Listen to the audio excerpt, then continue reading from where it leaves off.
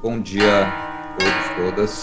Eu estou aqui com o Ivan Lopes, eu sou o Bom Jacó. dia. Como é costume desse programa, a gente não vai ficar em muitas formalidades, se apresentar e fingir que as pessoas se importam com os nossos diplomas, não importa as informações. Mas o Ivan, se vocês acompanham coisas que a gente grava, sobretudo sobre Japão, o Ivan é uma figura que vai e volta aqui, né? Porque eu já justifico um dos motivos pelos quais eu te convidei aqui, que na hora de explicar a transição daquele Japão feudal, dos samurais, dos shoguns, para um Japão moderno, você dá as melhores explicações, na minha opinião. A gente teve a ocasião do Semanari, que foi um evento das relações internacionais na Universidade Federal de Santa Catarina. Nós dois estávamos lá como palestrantes, né? E você deu uma apresentação muito legal, assim, muita informação sobre a presença, a formação do Estado Nacional mesmo, do Japão, e a presença das esquerdas, que é uma coisa que se fala muito pouco, né? Em parte porque o Japão participou do eixo, então fica aquela imagem de que todo alemão naquela época era nazi, todo japonês naquela época era fascista, mas para ele isso acontecer e ter uma coesão, né, dentro desses movimentos extremistas, eles precisaram se livrar das suas esquerdas, né? E é essa história um pouco que a gente vai contar. E também, e não só sobre isso, né, de pensar que as esquerdas japonesas e qualquer vestígio cultural de resistência no Japão morreu. A ideia não é essa, é também pensar o que sobrou, né, como isso subsiste, de certa forma, no Japão até hoje. E, se você me permitir, Ivan, eu queria só fazer uma apresentação super rápida sobre a noção de Estado Claro. Nacional e como é muito contrassensual com o tipo de educação que a gente teve dizer que Estados nacionais surgem no século XIX, na maioria do mundo. Antes do que você tenha alguma configuração diferente, que não tem nacionalismos, não tem patriotismo a rigor, eles têm impérios mais, a lealdade das pessoas era a famílias reais, a dinastias, a senhores, e não a essa ideia abstrata do Estado com bandeirinha, com hino nacionalzinho e tudo isso, né? E isso é contrassensual, porque eu lembro que na escola eu aprendia que no 1200 é o ano em que surge o primeiro Estado Nacional, que por acaso é Portugal, né? Os portugueses inventaram a ideia de uma paixão pela terrinha, que é uma ideia, se você falar para qualquer pessoa que estudou fora do círculo Brasil, Portugal, Angola, talvez, Moçambique, as pessoas riem da sua cara, porque não faz o mínimo sentido, não é informação legitimada pela historiografia, é um delírio nacionalista, fruto de uma época ultranacionalista do nosso país e de Portugal, né? Que ficou até a nossa geração, pelo menos nas aulas de história, o que é assustador, né? Mas, assim, pensar que estados independentes, como a gente conhece, que não passaram por uma revolução republicana que derrubou as antigas dinastias mesmo, tiveram que passar por uma naturalização dinástica. Isso é uma ideia do Benedict Anderson. Então, o exemplo da Alemanha, você tem os Hohenzollern, que tem o Frederico II, esses grandes nobres, né, que eram, assim, pessoas que dominavam todos os territórios alemães, a Prússia, mas eles não falavam alemão. Eles estavam se mijando para a cultura alemã. Eles não eram parte daquilo, eles falavam francês, esses caras, né? Só que uma vez que você tem esses movimentos nacionalistas que surgem com o povo mesmo, né, e começa essas paixões, e isso começa a assustar os donos do poder, as próprias dinastias passam a se divulgar com bastiões do espírito local e se vestir com as cores, com as bandeiras, com as insígnias alemãs, no caso dos Hohenzollern. E você tem o caso do czar russo também, um território multicultural, multilinguístico, que tem que fazer um puta malabarismo doido para convencer que a ideia de um império russo unificado era coerente. Ele não conseguiu, né, direito. Teve vários, e ainda tem vários movimentos separatistas dentro dessa ideia da Rússia, né, que vaza até hoje. Enfim, a guerra da Ucrânia tem um pouco a ver com isso. Mas o que todo mundo sabia, todo mundo que conhecia um pouco da política, sabia que o que estava dentro do Império Russo era a totalidade de territórios conquistados por séculos pela família. Só isso. Né? Mas o que ele estava dizendo é, não, esses são territórios de cidadãos representados por nós. É totalmente diferente. Então, em suma, os impérios eles são incompatíveis com nações. E a história mostrou que todo mundo se tocou disso depois de um momento. Por isso foram caindo reinos e impérios, né? Então, parece algo contrassensual, porque Estados nacionais se sustentam a partir de uma mitologia do seu passado imemorial, né? A gente vê todos eles têm que contar aqui, ó, O sangue lusitano, com as suas virtudes características intransferíveis, já pulsava nas veias dos camponeses portugueses desde sempre, desde 1200, como a gente aprende na escola, e que isso virou uma instituição, um corpo institucional a partir da Revolução Republicana. E os austro-húngaros eram povos irmãos desde sempre, unidos contra os otomanos, muçulmanos, né? E esse acidente geográfico deu uma unidade, uma irmandade mística para cada nação após séculos de convivência. E por aí vai, né? Todo mundo sabe que isso é balela. Acho que só mongolão protestando na estrada pela brasilidade ainda cai nesse papo.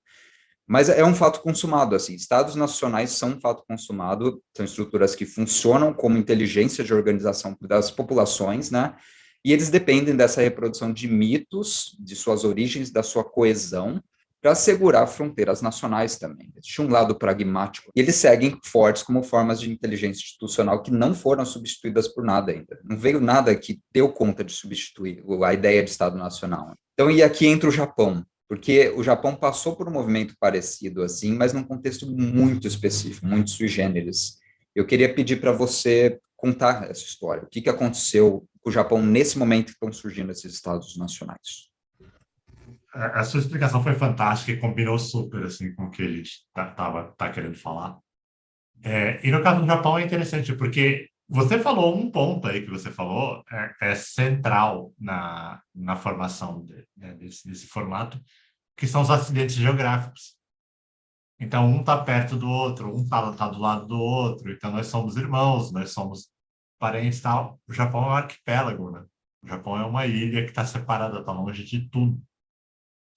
E o Japão tem uma tendência ao isolamento que vem desde sempre, desde Yamato, desde o surgimento. Assim. Então, o Japão não era, os japoneses não formaram, não era uma nação que ia para o mar, para longe da costa. Eles ficavam ali, pescavam nos rios.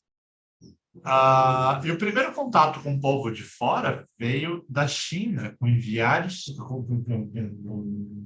chineses para o Japão, para entrar em contato e tal, principalmente por conta da expansão do budismo. Então, o budismo foi o responsável pela primeira diplomacia japonesa.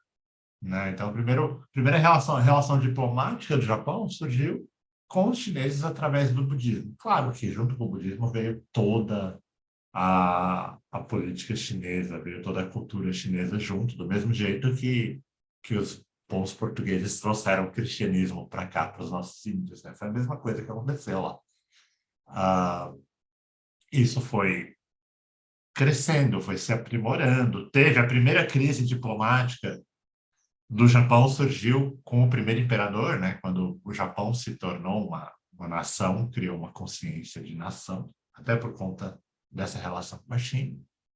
E o autoproclamado descendente de Deus, né? Descendente de Amaterasu, mandou uma carta para o imperador chinês falando: o imperador da Terra do Sol Nascente manda esta carta para o imperador da Terra do Sol Poente. E os chineses ficaram doidos da vida, né? Porque Terra do Sol Poente está em declínio. Então, essa foi a primeira crise. Então, a gente vê aí também que a briga do Japão com a China, a briga do Japão com seus vizinhos, vem desde sempre. Não tem a ver com as ilhas agora, não tem a ver com o comunismo. É uma rixa desde sempre, é uma postura de se colocar como um país superior, que também está aí desde sempre. Né? Até nos mitos. Né? Então, um professor meu falava que,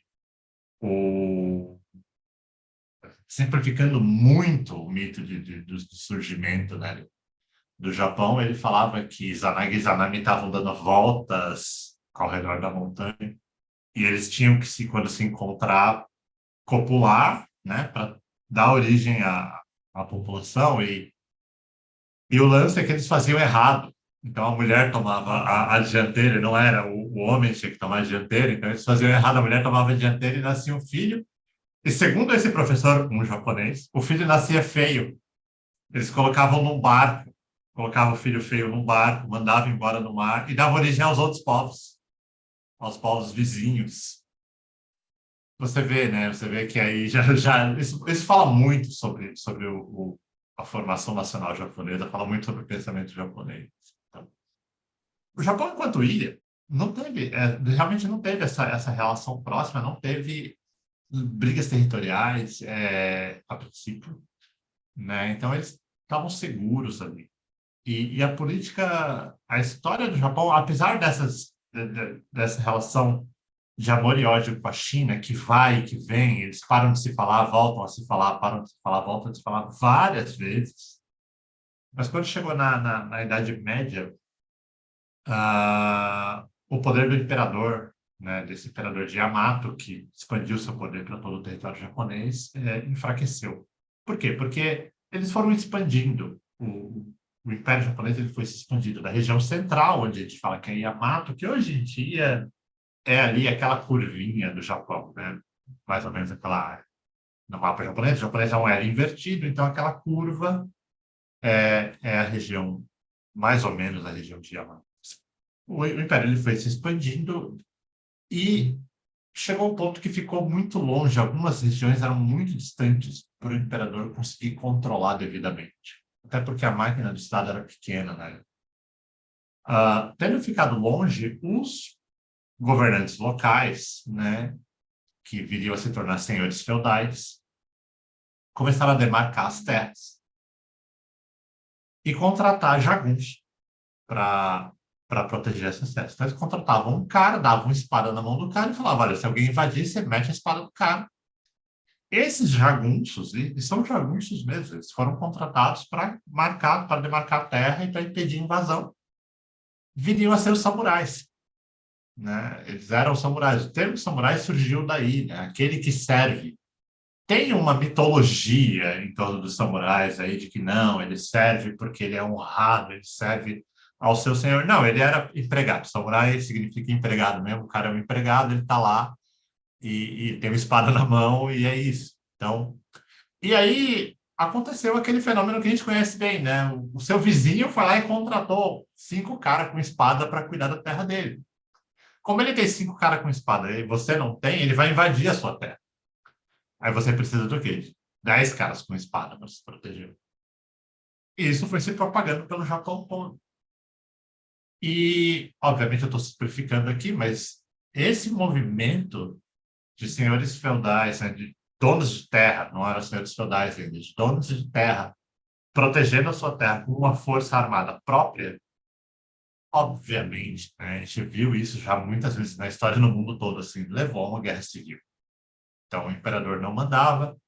A polícia não chega aqui, então a gente faz a nossa própria lei. Isso sou familiar, né? Assim, a gente faz nossa própria lei. E é isso. Então, virou uma guerra civil, deflagrou uma guerra civil no Japão.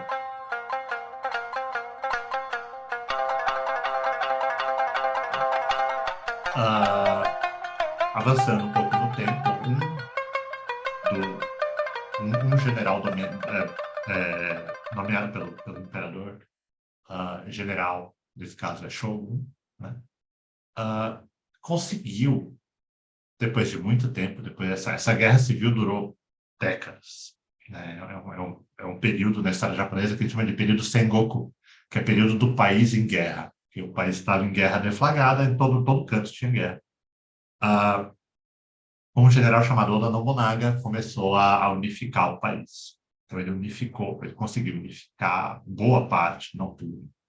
Aí depois que depois que ele morreu, o poder passou para Hideyoshi, que continuou no trabalho, né? E só a título de curiosidade, não tem a ver com o que a gente vai falar, mas uma outra mostra que a história é a mesma em todo lugar. Assim, Toyotomi Hideyoshi era um camponês que foi crescendo por conta da guerra. Ele foi crescendo até a posição de alto oficial.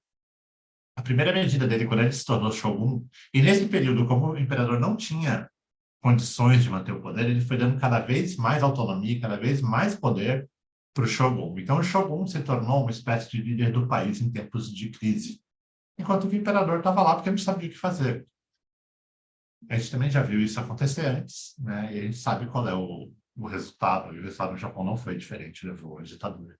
A primeira medida de Toyotomi Hideyoshi foi proibir a mudança de classe.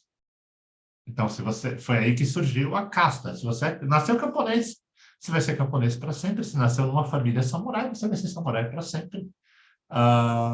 Sendo que o próprio Toyotomi Hideyoshi era um camponês que cresceu a posição de samurai. E aí, Toyotomi Hideyoshi morreu e o filho dele era muito novo para assumir o lugar. Então, o que ele fez? Ele dividiu em 5, ele juntou 5 generais principais dele e falou: vocês vão dividir o poder até o meu filho ter idade para assumir. Super certo, dá super certo.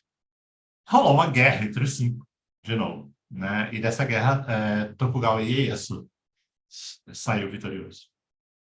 Né? Isso daria início, isso aconteceu, a última batalha dessa guerra entre eles foi em Sekigahara, em 1600. Isso deu origem a uma ditadura militar no Japão que duraria até o final do século XIX.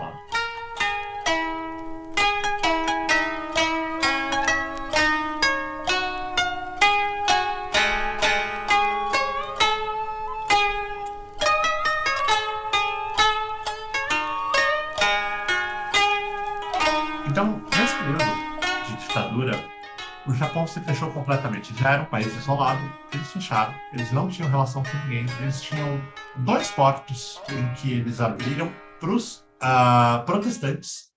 Então, ingleses e holandeses podiam atracar nesses portos e fazer comércio.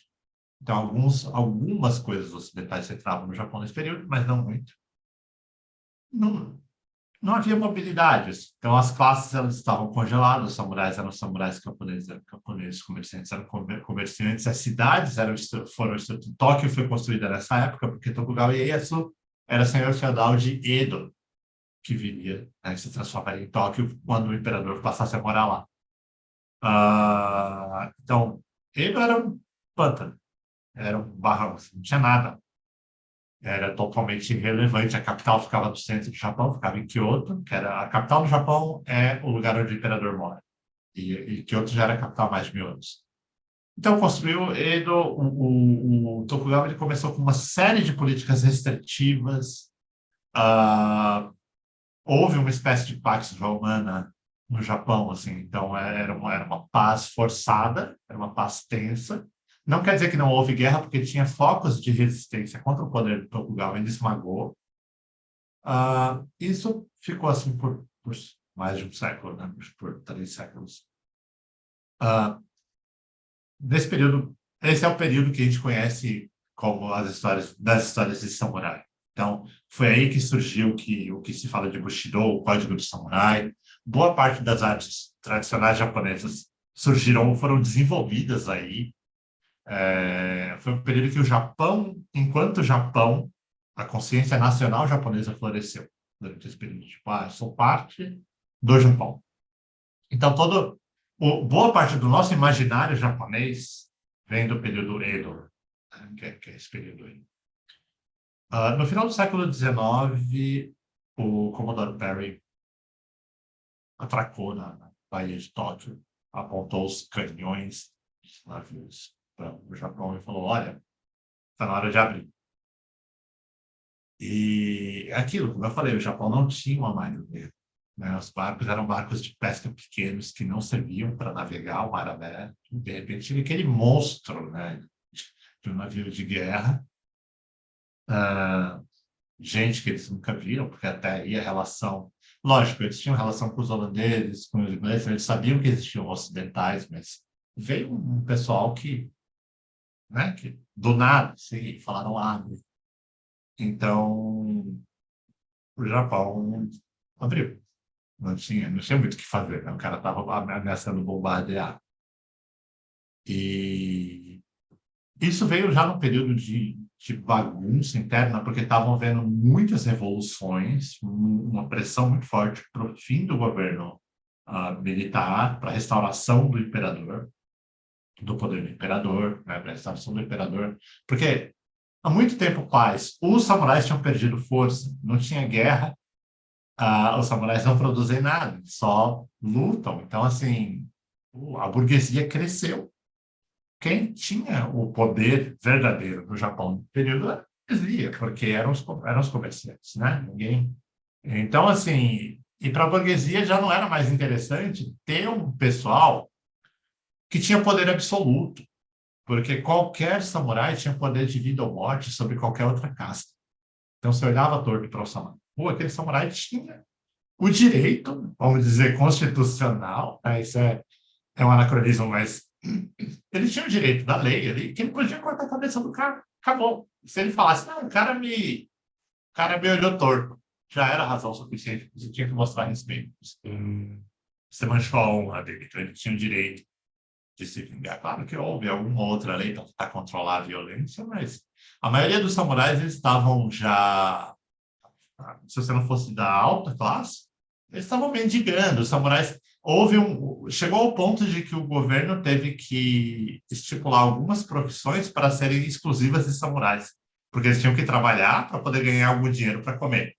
Então, sei lá, fazer leque. Fazer leque era uma profissão exclusiva dos samurais. Então, os carpinteiros comuns não podiam fazer leque, só os samurais. Então, isso forçaria as pessoas a comprarem dos samurais, eles teriam algum dinheiro para comer. Então, a classe samurai já estava em declínio absurdo. Aí, como a classe samurai, o governo estava em declínio, tinha essa agitação popular pela volta do imperador, porque aquele governo militar não fazia mais nenhum sentido. E chegou esse navio, eles tinham como controlar a revolução interna, porque já estava acontecendo conflitos armados há algum tempo, há alguns anos, né, pipocando em todo o país. E chega um navio enorme. Então, não foi só o navio chegou e os samurais acharam que não iam ter como vencer aquilo com as espadas, mas estava tudo enfraquecido, estava tudo bagunçado. Então, veio uma força externa e falaram, vamos ver o que acontece. A gente não tem saída.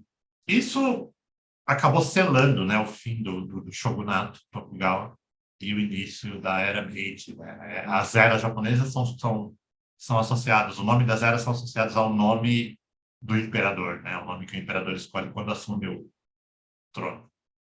Então, o imperador Meiji, Era Meiji. Essa Era Meiji, ela começou com uma série de humilhações para o Japão, porque acordos comerciais foram tratados, né, ali com os americanos. Então, assim, houve esses acordos comerciais, eram acordos desvantajosos para o Japão, muito diferentes do que eles estavam acostumados com a China, que era uma troca, apesar de tudo. Eles estavam sendo forçados. E houve também uma questão que eu sempre trago quando eu falo sobre isso, que são 300, 400 anos de história, né? Porque antes o país estava em guerra também, então não estava muito receptivo para coisa de fora. Então, 400 anos de história mundial num pacotão de uma vez. Assim. Então, tem todo um pensamento cultural, tem toda uma forma de ver o mundo, tem todas as mudanças políticas, né, sociopolíticas, geográficas, que aconteceram, vindo tudo de uma vez para os japoneses, e aquele monte de produto. Vamos lá, final do século XIX, teve Revolução Industrial já. Então, veio um monte de coisas no Japão, assim, as indústrias, inclusive. Foi um período de agitação, assim, foi um período muito complicado culturalmente, pessoalmente, as pessoas estavam confusas. Então, né, as ruas, se você procurar fotos, imagens da Meiji, você vai ver que tinha ali coisas ocidentais e japonesas convivendo ali junto. Surgiram pensamentos e posturas de que não, o que é de fora é o que é bom, o que é do Japão é ruim, isso aqui é o passado, isso aqui a gente tem que jogar fora, o futuro está lá fora, a gente tem que se ocidentalizar. Surgiram votos falando, não, nossa alma é japonesa, a gente não pode aceitar essas coisas estrangeiras. Então, estava tudo isso rolando ao mesmo tempo, né? O governo, até por conta dos acordos, assim, ele tendeu muito para se ocidentalizar. E também pela forma como tudo aconteceu, assim. Então, o lema da época era Kokokyohen, que significa enriquecer o país e fortalecer o exército. Por quê? Essa invasão, né, velada, mas foi uma invasão, ameaçou, o Japão se viu ameaçado pelo imperialismo ocidental. Então, isso já estava acontecendo no mundo todo, né? Isso, as potências europeias já estavam, né, lutando e brigando pelas colônias lá fora. A Ásia estava lá para ser tomada. A China já havia sido, né, colonizada, assim, a bem dizer. E a China era grande potência aos olhos do Japão. A China era o país onde o Japão se espelhava, era a ambição do Japão sempre foi, né, sempre foi a China. Então, havia uma necessidade, né, de defender o país contra forças estrangeiras, mas como que você vai fazer isso? É um país daquele tamanho, que está começando a aprender o que está acontecendo no mundo agora. Assim. Então, isso foi um medo presente e isso é central na história do Japão. Esse medo de ser colonizado, esse medo de ser absorvido é central na história do Japão até a Segunda Guerra Mundial. Posso só te Ah, interromper? E que esse claro, claro. momento é central. Cara, você deu um monte de informação extremamente interessante. Mas eu queria entrar na parte de política internacional de um Japão que não tinha praticamente política internacional, pelo menos assim, uma diplomacia que estava se treinando há alguns séculos, né? Uma coisa que se viu na Europa quando estavam surgindo esses grandes movimentos nacionalistas, tudo ao mesmo tempo. Só a França, que já tinha desde a Revolução Francesa, né, feito vários experimentos com a nacionalidade francesa, definiram a língua francesa, aliás, que não era a única falada lá, como a língua nacional, criou seus símbolos, seus hinos, né, sua própria mitologia nacional. Mas tem um momento em que vários outros países da Europa estão surgindo como nações ao mesmo tempo, e ele chega à conclusão, cara, essas paixões nacionalistas vão gerar guerra, porque a ideia da nação é que é um Estado que funciona como um indivíduo, com sua própria personalidade, com suas próprias ambições, e elas são legítimas. Então, a partir do momento que você tem guerra dos 30 anos, várias guerras que são quase guerras mundiais, né?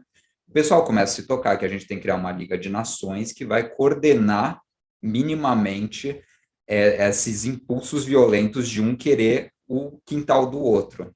Que a gente vai fazer? A gente vai se unir como uma liga que vai pegar o quintal do sul global, né? E esse é um segundo impulso para o imperialismo, depois do século XVI, que era meio exclusivo Espanha e Portugal, mas agora toda a Europa iria canalizar, vamos dizer, essa necessidade de violência e conquista para o resto do mundo e ser uma Europa mais ou menos coesa. Isso não deu certo, a gente sabe que teve uma coisa chamada Primeira Guerra Mundial, depois Segunda, que é um momento de entropia, né, dessa tentativa. E é interessante que o Japão, quando ele sai desse bloqueio, ele entra nesse contexto com ambições de ser um Estado nacional igualzinho os europeus e competir com eles. Ele sabia que ele tinha poder e organização para isso, embora não tivesse uma diplomacia para isso. E é interessante que o Japão, quando a gente observa a trajetória até o final da Segunda Guerra Mundial, ele entrou na Liga das Nações, ele não cumpriu nada que ele assinou na Liga das Nações, inclusive, né, uma das tretas com todas as colônias em volta, né, as Índias Orientais, todas elas foram sendo conquistadas e devastadas pelo Japão, e eles cometeram todos os crimes de guerra possíveis nesses lugares, né? Existia interesse de entrar nesse esquema, nessa nova configuração de mundo internacionalista, mas não de cumprir isso. E tem uma citação, eu queria só deixar a citação e passar para você, que é do Maruyama Masao, é um livro recente sobre pensamento e comportamento na política japonesa moderna, um livro de 2008, e ele diz: séculos de isolamento japonês significou que uma percepção de igualdade em assuntos internacionais era algo completamente ausente por lá. Os defensores da expulsão de forças bárbaras do exterior viam as relações internacionais de posições correlatas às hierarquias nacionais, baseadas em supremacia de superiores ante seus inferiores, né? Então, consequentemente, quando as premissas de hierarquia nacional foram transferidas horizontalmente para dentro da esfera internacional, assuntos exteriores se reduziram a uma alternativa singela, ou conquistar ou ser conquistado. Isso explica um pouco o período Showa, né, e como ele agiu internacionalmente. Eu peço para você tomar daí e falar sobre o que aconteceu para a Segunda Guerra Mundial estourar no cenário do Pacífico. Cara, excelente você falar disso, da Liga das Nações. Eu vou falar como que o Japão entrou nessa, assim, mas essa situação que você colocou, ela é um reflexo da sociedade japonesa até hoje, né? Que é a herança, inclusive, desses tempos samurais. Com a criação do sistema de casta, tem algumas coisas, né, do Japão assim que a gente precisa entender para entender o comportamento deles. Uma delas é que existe uma noção de que se não houver igualdade, se não houver coesão no comportamento, o país vai acabar.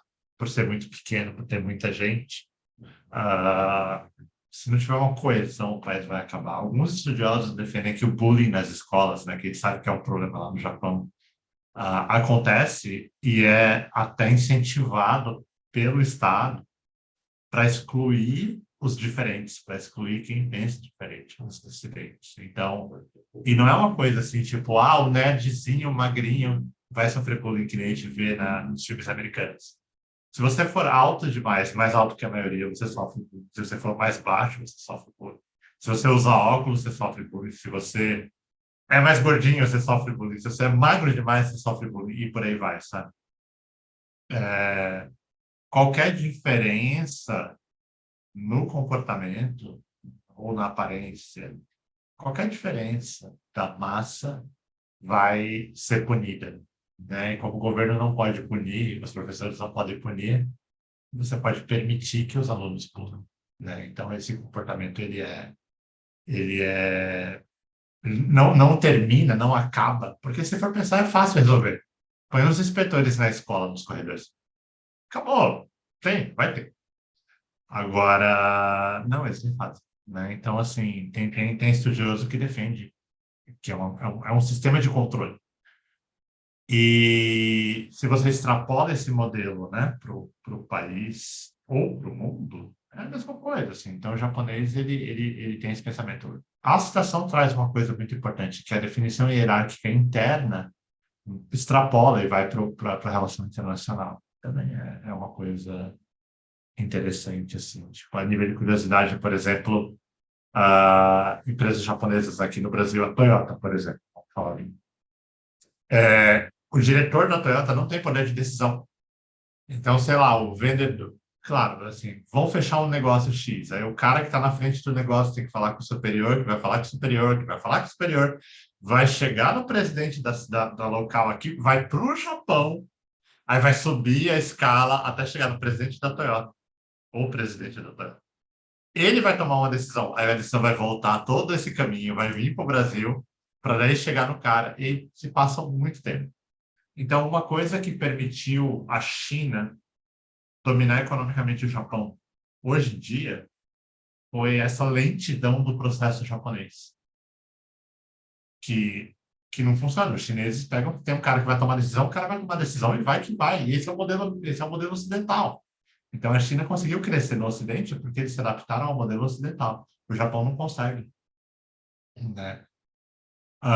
Claro, aí tem outras medidas de proteção do mercado interno, mas isso é uma outra questão, assim, que o Japão sobrevive e fica muito forte porque a fidelidade dos japoneses à nação que nasceu lá atrás, nessa época do pós-período Sengoku, permanece até hoje, né? Mas, enfim, é muito interessante pensar assim, no que levou o Japão dessa posição de fragilidade depois né, da chegada do Perry, ah, da bagunça que foi, né, a transição para a era Meiji, né, ou todo o período Meiji, até o Japão se tornar uma das potências, né, porque a, a potência é um termo, né, um termo ligado aos impérios coloniais, né, então esse termo ele designa, naquela época, no século XIX, ele designava os impérios com muitos recursos e com prestígio internacional. E o que é o prestígio internacional? É você ter as colônias, é você, né,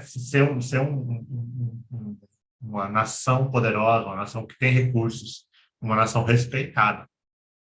E, de novo, o medo de acontecer de novo o que aconteceu em Meiji vai estar presente no pensamento japonês até a Segunda Guerra. Os japoneses já estavam de olho, né, na Liga das Nações em juntar esse clubinho, porque na visão japonesa era um clube dos poderosos, era um clube dos que dominavam e não dos que eram dominados. E uma coisa que causou um grande impacto na visão japonesa foi a Guerra Franco-Prussiana de 1870. E o general, né, um dos generais dos generais do exército prussiano, Jacob Eckel, ele reforçava, ele colocava que a vitória deles foi devido a um exército forte e independente. Então, o exército tinha que ser independente, o exército não poderia ter um controle, se sofreu um controle civil, e foi isso, foi essa força do exército, não só em quantidade, em contingente, mas o poderio político, né, a independência política do exército que levou à vitória. Em 1885, ou seja, 15 anos depois, né, 14 anos depois do fim da guerra, 15 anos depois do começo da guerra, esse general foi convidado para ir para o Japão para apresentar o modelo que eles... Então, o cenário já começa a se formar daí, né? Esse general vem apresentar esse modelo do exército independente. Começam a surgir grupos patriotas no Japão também, junto com o Meiji, né? Então, Meiji surgiu, assim, Meiji começou com um movimento patriota, então, o movimento de restauração, né? Ele foi um movimento patriota de que o Japão é o imperador é descendente de Deus, né? O imperador é descendente de Amaterasu. Então, o Japão é o imperador. Então, o imperador tem que estar na frente. Isso é um movimento, né, totalmente patriota, e esses grupos eles começaram a ganhar força. E começaram a surgir subgrupos, né, aquela galera sombria que sempre aparece, né, quando a gente fala de patriotismo. Começou a aparecer um grupo de destaque que chama Genyosha, que é a Sociedade do Oceano Escuro. Essa Genyosha aparece aqui e ali na história japonesa, falando tipo a maçonaria japonesa de patriotas. Então, isso surge, esse pessoal vai estar presente, esse pessoal vai ganhar muita força na Segunda Guerra, né, para levar o Japão para a Segunda Guerra da forma como o Japão. Esse pessoal vai, obviamente, eles também tiveram força, estavam presentes na Primeira Guerra, e, obviamente, são algumas das cabeças responsáveis pelo movimento imperialista japonês. A influência do modelo prussiano, né, foi a criação de um gabinete de Estado-Maior do Exército Imperial. Então, eles deram uma certa independência para o Exército e a Marinha. E o que aconteceu foi que esses gabinetes, eles pararam de ser, eles deixaram de estar sujeitos aos ministros, aos ministérios, né, a estrutura do governo, e passaram a responder diretamente ao governo, ao imperador. E porque o Japão, quando juntou Meiji, surgiu uma espécie de parlamentarismo, um proto-parlamentarismo. Então, tinha um primeiro-ministro, tinha, né, uma estrutura governamental que não era só o imperador. Mas esses gabinetes, eles passaram a responder diretamente ao imperador, ganhando um poder semelhante ao do primeiro-ministro. E eles tinham uma carta na manga que a lei exigia a renúncia do primeiro-ministro se ele não conseguisse completar o gabinete. Então, se ele não conseguisse uma coesão, né, se não conseguisse gente em todas as cadeiras, ele teria obrigatoriamente que renunciar. E havia 2 ministros militares no gabinete. E os ministros militares, eles eram indicados pelas Forças Armadas. Então, era totalmente interno. Assim. Então, esses militares eram indicados pelas Forças Armadas, eles tinham 2 cadeiras e eles respondiam diretamente ao imperador. Então, qualquer coisa que o governo tentasse fazer que fosse contra o interesse militar, rolava uma ameaça de, não, a gente vai tirar aqui os ministros, eles vão renunciar e você vai ter que renunciar. Então, isso colocou o governo todo refém dos militares. E realmente aconteceu uma vez só, eles forçaram a renúncia do primeiro-ministro uma vez, mas foi por conta de um corte de verbas que aconteceu. Mas tá aí, né? Já a coisa começa a se configurar por aí. Também se percebeu nesse período aí a carência de recursos, né, do Japão. De novo, é uma ilha, não tem ferro, não tem petróleo, não tem carvão. E, junto com o Meiji, veio a Revolução Industrial. Então, ferro, petróleo e carvão eram coisas que eram necessárias para você ser uma potência. Não tem como você ser uma potência sem esses recursos.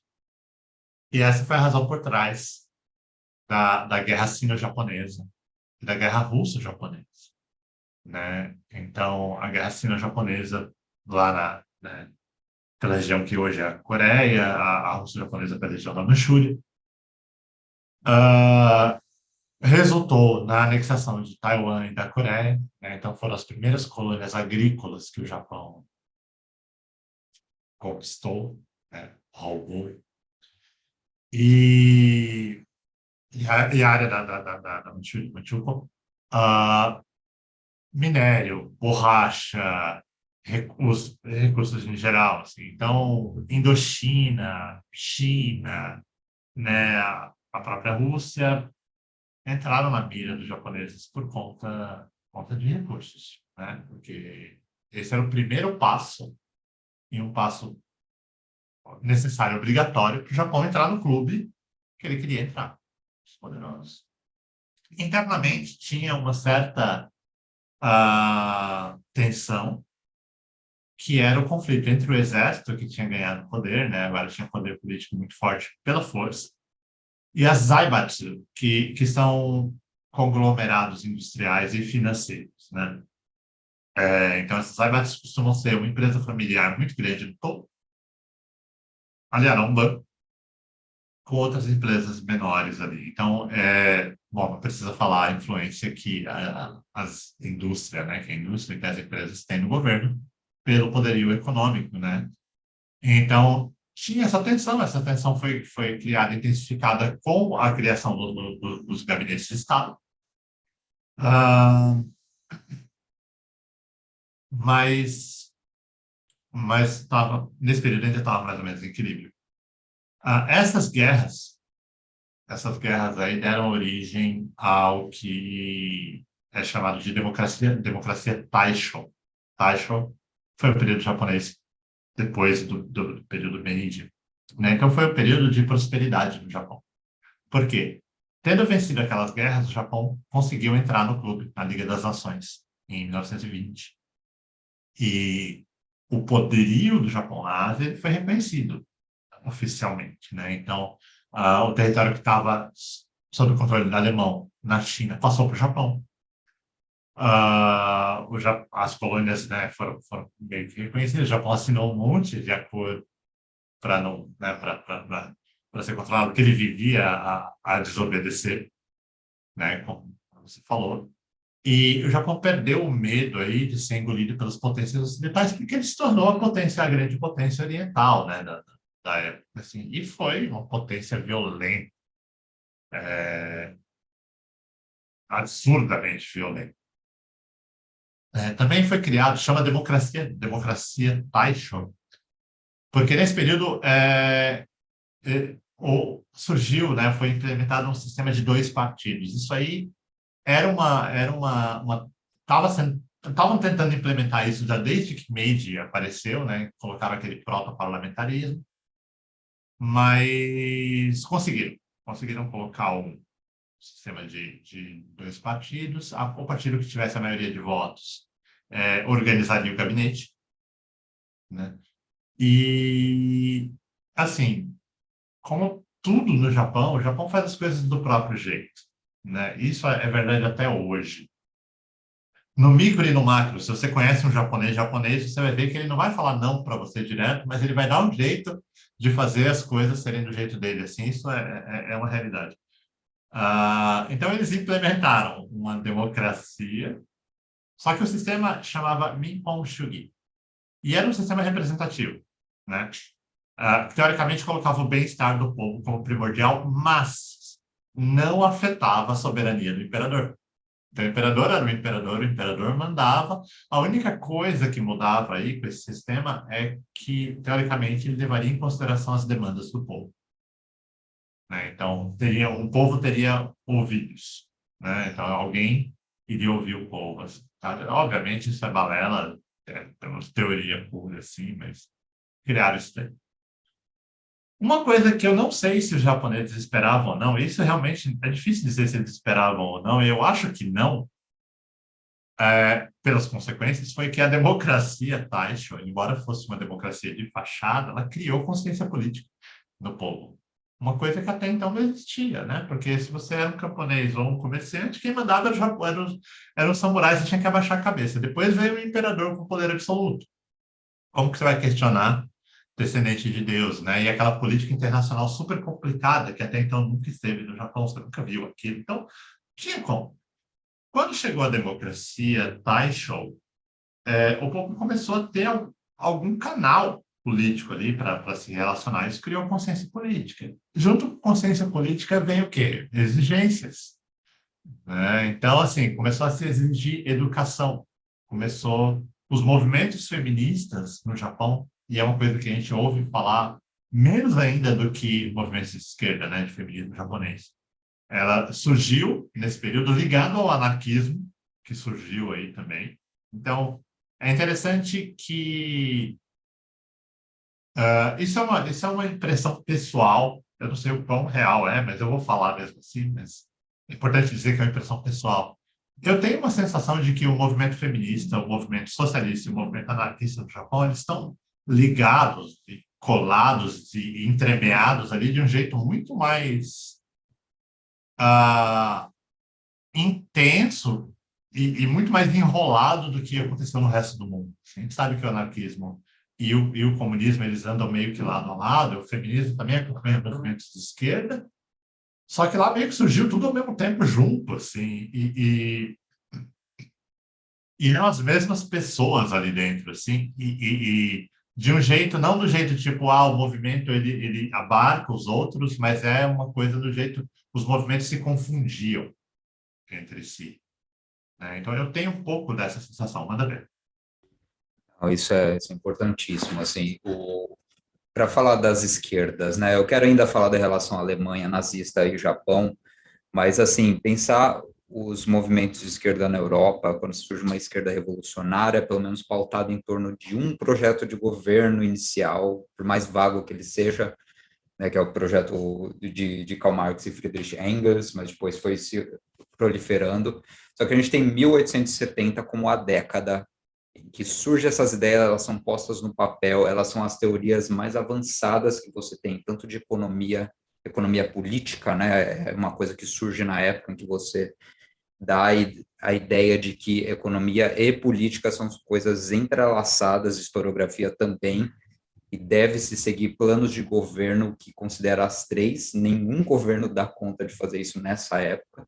Em partes, isso explica o caos completo, esse capitalismo predatório que, para todo mundo, isso é interessante, a gente considera, para todo mundo que trabalhava, estava muito claro que os rumos do capitalismo iriam gerar tipo, a destruição da civilização. A gente está falando de uma época em que criança trabalhava 14 horas numa indústria. Se você fosse das classes baixas, mesmo em Londres, mesmo em Berlim, o que a gente vê nas décadas subsequentes é sair um pouco dessa exploração laboral por força de pressão popular desses grandes centros, primeiro ir para o interior e depois ir para o terceiro mundo, onde se vive nessas condições em alguns cantos até hoje no Brasil, né, no Sudeste Asiático. Mas o que os governos fazem é basicamente isso, expulsando um pouco essa característica inerente do capitalismo industrial, que é a exploração laboral e a destruição da saúde, do equilíbrio mental, né, das populações, né? Isso, assim, era muito claro. E, claro, a gente tem, então, esse grande movimento na década de 70, em que não se sabia exatamente o que fazer. E é muito interessante que as barreiras entre anarquistas, socialistas, libertários, comunistas, social-democratas não existiam. Todo mundo entrava nesses movimentos sociais, mas não tinha assim, uma formalização. Eu sou social-democrata, e, tipo, eu vou para a primeira internacional discutir ideias pautadas no meu programa. Esses programas tiveram que ser criados na raça, de um monte de gente descontente começar a se unir e falar: o que a gente vai fazer, minha gente? Sem hierarquia. Karl Marx era um só dentre vários, né, nesse meio. Inclusive, ele não era levado muito a sério inicialmente na Primeira Internacional, mas uma vez que foram entendendo, né, que ele tinha pelo menos uma teoria a oferecer que era melhor do que a dos outros, foram se formando grupos. E um se circulava em torno de Karl Marx, mas surgiram já na Primeira Internacional uma divisão com os anarquistas, os bakuninistas, que ficaram mais na região da Suíça, e surgem vários grupos assim. quando você tem isso acontecendo no Japão, eu vejo como algo que estava acontecendo também nessa época, em que você tem feministas e anarquistas e socialistas libertários discutindo no mesmo grupo, porque justamente eles começaram nesse contexto e esses rótulos foram surgindo depois. Rótulos, não só rótulos, mas pautas específicas foram surgindo depois, e viu-se a necessidade de que, ó, isso é a história da Segunda Internacional quase inteira. A gente tem esses movimentos laborais, os grandes sindicatos surgindo e conseguindo o que eles querem. A gente está realmente conseguindo resultados. Mas a gente está vendo, isso é Clara Zetkin falando, que dentro dos sindicatos as mulheres não têm voz, minha gente. A gente é um movimento de classe trabalhadora e metade desse movimento simplesmente não é ouvido por vocês, seus filhos da puta. Então, o que eu vou fazer é eu vou desenvolver teorias da exploração da mulher como uma proletária dentro do lar, dentro da casa, também oprimida por várias outras forças, e isso vai ser minha contribuição para esse movimento. Surgiu o socialismo feminista, que é grande, é enorme, né? E eu acho que pelo que você falou, parece que o Japão também, ele estava nesse momento embrionário, só que ele não teve chance de se desenvolver tanto, porque todo mundo foi assassinado, foi ridículo. A força e também aí, o isolamento geográfico japonês impediu que vários desses movimentos ficassem lá. O pessoal teve que migrar e desenvolver fora, na China principalmente. No Vietnã é um caso parecido, na Indochina, o Ho Chi Minh foi desenvolver suas ideias na China, em Boston, no Rio de Janeiro, curiosamente, né? Tipo, e ele teve que ir caçando essas várias experiências e voltar no momento propício e fazer a revolução do Vietnã. Então, isso é interessante. E só mais uma última palavra. Por que que o Ocidente foi virando uma coisa muito mais plural? Eu acho que no caso do feminismo, assim, existe um feminismo liberal também competindo com isso. Então, quando a gente vê na escola aí o pessoal ultra-reaça bolsonarista jura que o feminismo, né, vai destruir a família, etc., eles estão falando do feminismo liberal, em que mulheres ricas eram representantes do resto. Ela não discutiam as condições das empregadas domésticas, ela discutia as questões das burguesas. É legítimo pra cacete. Mas existiu paralelamente, um movimento feminista das classes trabalhadoras que era muito mais radical, muito mais radical. Ele foi abafado. Ele não foi para a universidade, ele não é estudado na universidade. O que é estudado na universidade é a primeira onda feminista, né? Mary Wollstonecraft, que é uma grande figura. Daí você tem a segunda onda, que é a Gloria Steiner, todo esse pessoal, e depois vai até a hashtag MeToo, que é a quarta onda do feminismo, né? Existe uma história muito mal contada de outro feminismo ligado aos movimentos de classe trabalhadora no Ocidente, né? Eu acho que na Ásia tem um desenvolvimento muito diferente, mas eu vou passar a palavra para você. Cara, é interessantíssimo e foi exatamente isso. Eles não tiveram tempo de se configurar como movimentos separados. E, por exemplo, o próprio Kotoko Shusui, que foi o líder do movimento anarquista, ele criou, a cisão aconteceu do movimento socialista depois que ele foi para os Estados Unidos. Porque ele publicou um artigo, né, contra a guerra da Manchúria. Criou o Partido Social Democrata. Isso, a guerra com a Rússia depois já acabou gerando movimentos, né, movimentos anarcocomunistas contra isso. Mas ele, depois da repressão do PC preso, ele teve que ir para os Estados Unidos.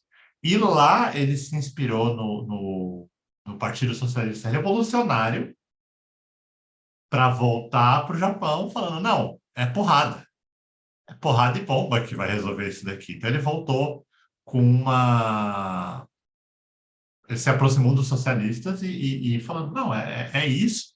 E assim, o que aconteceu foi que essas ideias eram muito radicais para os japoneses, e aí sim eles começaram a se separar dos comunistas enquanto movimento anarquista, né? A Itonoe, que é um dos principais nomes do feminismo japonês, ela estava bastante ligada ao Toku Shusui, e por isso o movimento feminista meio que acompanhou um pouco o anarquismo, né? E não tanto, você não vê tanta figura feminina no socialismo, no movimento proletário, mas você vê no movimento anarquista.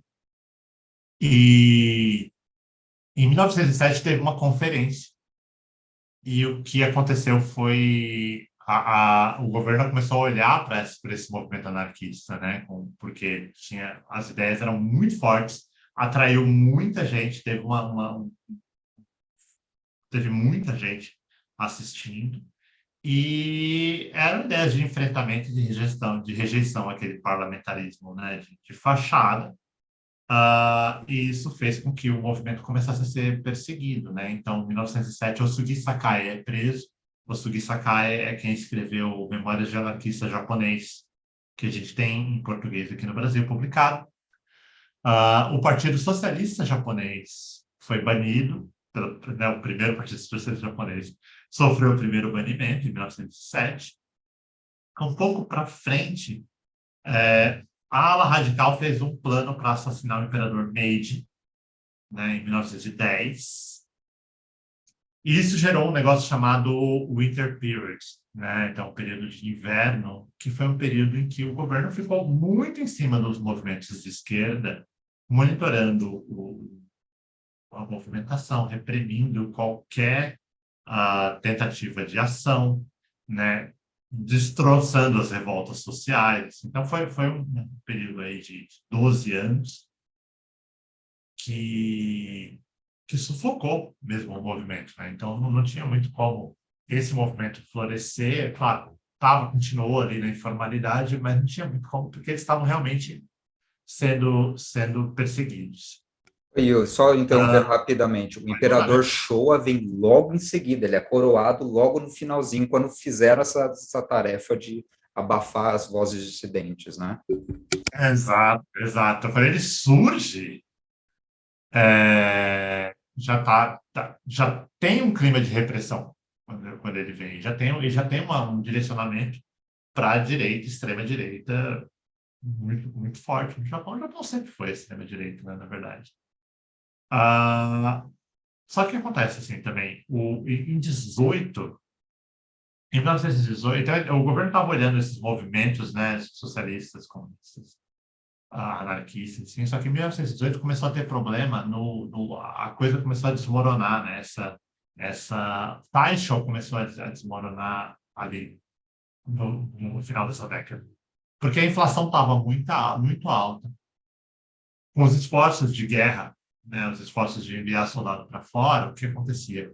A economia interna foi desmoronando, porque os fazendeiros, né, o pessoal que produzia comida, ganhava muito pouco, o preço para quem comprava internamente era muito alto, porque a boa parte da produção tinha que alimentar a tropa lá fora.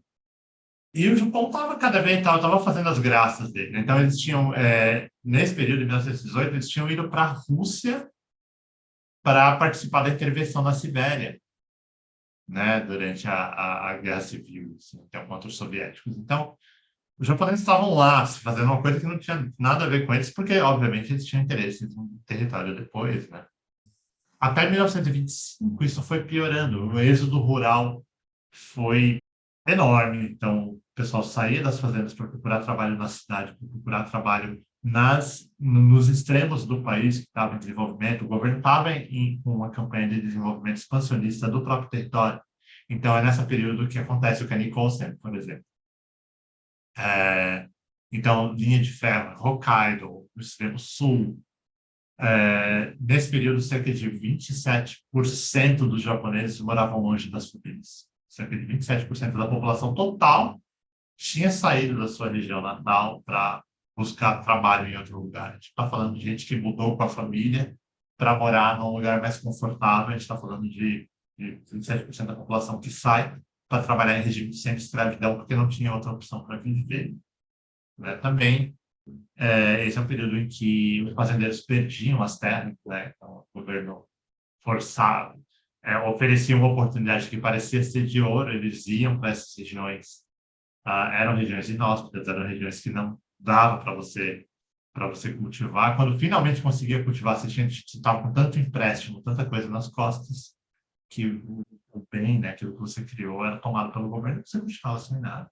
E aí ia ter que ser escravo em alguma outra indústria.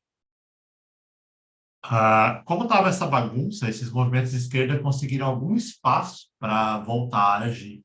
Então, em 1920, a gente tem a primeira grande greve organizada no Japão, né? Uma greve em grande escala. Em 1921, então, assim, é um período muito confuso, porque você tem alas de esquerda e alas de direita surgindo. Então, em 1920, você teve essa greve. Em 1921, um trabalhador da Estrada de Ferro, ele assassinou o primeiro-ministro, e era um trabalhador porque ele estava infeliz com as políticas externas japonesas que estavam fracas demais. Então ele achava que o Japão tinha que estar sendo mais agressivo, ele estava descontente com o sufrágio, com o direito de voto, ele achava que isso ia destruir o Japão. Ele foi lá e assassinou o primeiro-ministro. Assim. Então, ah, em 1922, você teve aí o Partido Comunista Japonês, né, dessa vez. De três, aconteceu o grande terremoto de Kanto, que foi um terremoto na área, na região de Tóquio, né, na região e arredores de Tóquio. Afetou muitas cidades naquela região. E foi, eu não tenho comigo aqui a quantidade de mortos, mas assim, foi equivalente ao tsunami, só que atingindo várias cidades. Foi um desastre total, assim. E Tóquio era a capital, né? Então afetou Tóquio, afetou as cidades ao redor, afetou muitos lugares. Assim. Foi terrível. E nessa bagunça, no meio da bagunça que veio, então imagina, a gente tem aqui esse evento recente que é o tsunami, e a gente acompanhou dia após dia, assim, a bagunça que ficou o Japão, né, por conta daquilo. E nesse ano, o governo decidiu atacar os líderes do movimento anarquista. Então ele assassinou todo mundo. Eles prenderam e assassinaram todos. Né? Esmagaram o movimento anarquista. E, nesse mesmo ano, um estudante radical tentou assassinar o príncipe Hirohito. O que causou mais ainda, né? Assim, então, você vê que são movimentos da direita e da esquerda acontecendo todos ao mesmo tempo nesse período, né? Desde da revolta do arroz. Aí, em 1925, aí houve o sufrágio masculino, que foi a proposta que fez com que aquele trabalhador tivesse assassinado o primeiro-ministro da época. Esse sufrágio ele foi aprovado, então homens com mais de 25 anos podiam votar, as mulheres elas só iam poder votar depois de 1940, depois da guerra. Né? Então, homens de até a partir de 25 anos eles podiam votar, e esse movimento pelo sufrágio, ele reuniu toda, né, a elite intelectual, então tinha estudantes, tinha professores, tinha sindicatos, tinha os socialistas, os comunistas, os anarquistas, todo mundo estava querendo o fim do modelo antigo, então eles foram com tudo nisso. Só que, 10 dias antes disso ser aprovado, né, então, cuidadosamente calculado, foi aprovada a Lei da Preservação da Paz, que é uma lei que ela foi... É, o- é, o- é, é, é o AI, né, do Japão. Sim, teve várias versões, deveria vir uma nova lei de preservação da paz depois, eu acho que teve 3 ou 4, mas foi o AI. Então, 10 dias antes do sufrágio, essa lei proibia mudanças. Então, assim, os homens vão poder votar. Só que a lei proibia mudança na estrutura política e também a abolição, e também proibia a abolição da propriedade privada. Então, assim, o movimento de esquerda estava muito forte nessa época. Estava muito forte. Eles iam ganhar. As pesquisas de intenção de voto mostravam claramente que eles iam ganhar. Só que aí veio essa lei que falou: não, vocês podem votar, mas vocês podem votar nesse candidato aqui, naquele lá vocês não podem. Então, ou se ele for eleito, ele não vai. E aí, por conta dessa lei, o Partido Comunista foi proibido, né? Os comunistas se espalharam e se infiltraram em outros partidos que não o Partido Comunista, porque o Partido Comunista foi proibido, outros não, né? Então surgiram outros, o que fez com que surgisse uma nova lei de preservação da paz em 28, né? Banindo esses partidos também. E essa segunda lei ela acabou sendo ainda mais violenta, porque ela perseguia também os líderes, né? Então, em um ano, em 1929, a liderança tinha sido dizimada. E quando eu digo dizimada, é morta, né? Eles tinham sido assassinados. Assim. Em 33, não existia mais sombra desses movimentos. Eles tinham sido completamente destruídos. Assim. Ao ponto de que membros do movimento proletário e do movimento anarquista viraram a casaca depois, viraram vozes a favor do imperialismo. Por tão forte que foi a perseguição, né, sofrida e as ameaças sofridas. Então, assim, para mim, isso daqui, quando eu leio, quando eu li essas coisas, o que me veio à mente foi 1984, né, o final, quando eles estão naquele bar e conversando, não, tá tudo certo, né, tá tudo certo aqui e tal, e vendo lá o grande irmão falando. Então, foi isso, né, foi isso que aconteceu lá. A medida assim de vamos liberar voto, né, para a população, né? A gente escolhe os partidos. Foi exatamente o que a Grã-Bretanha fez na Malásia, em Singapura, depois da Segunda Guerra. O Japão não precisou nem de uma potência imperial para fazer esse tipo de movimento, né? Porque ele fez o imperialismo interno, vamos dizer. Igualzinho a Tailândia também, né? A gente vai entrar nesse clima democrático do mundo, só que, né, cheio de imposições específicas para manter os pau-mandado de sempre. Assim. Então, avançando no tempo, né, a gente sabe o que aconteceu na Segunda Guerra Mundial, mas avança no tempo um pouco e é interessante ver certas marcas que esse tipo de mentalidade estatal ultra-autoritária deixou para o futuro. Porque o Japão, assim, ele foi realmente humilhado por uma segunda vez depois da Segunda Guerra Mundial. Ele foi impedido de desenvolver o seu aparato militar por muito tempo. Ele foi invadido, igualzinho Berlim foi dividido em quatro, né? E teve uma mini administrações do exterior para conter qualquer coisa autoritária que voltasse eventualmente.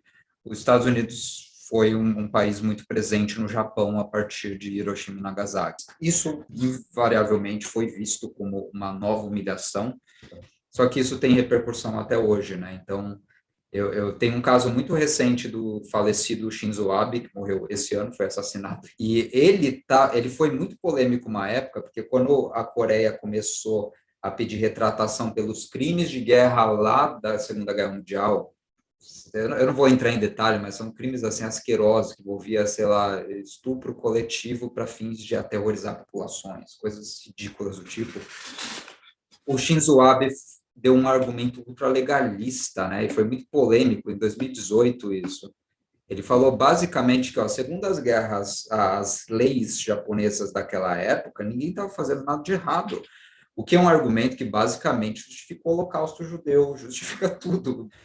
E isso é interessante surgir no Japão, e a gente tem o Japão como um país ultrapacífico, um país do soft power e não, né, da violência de Estado.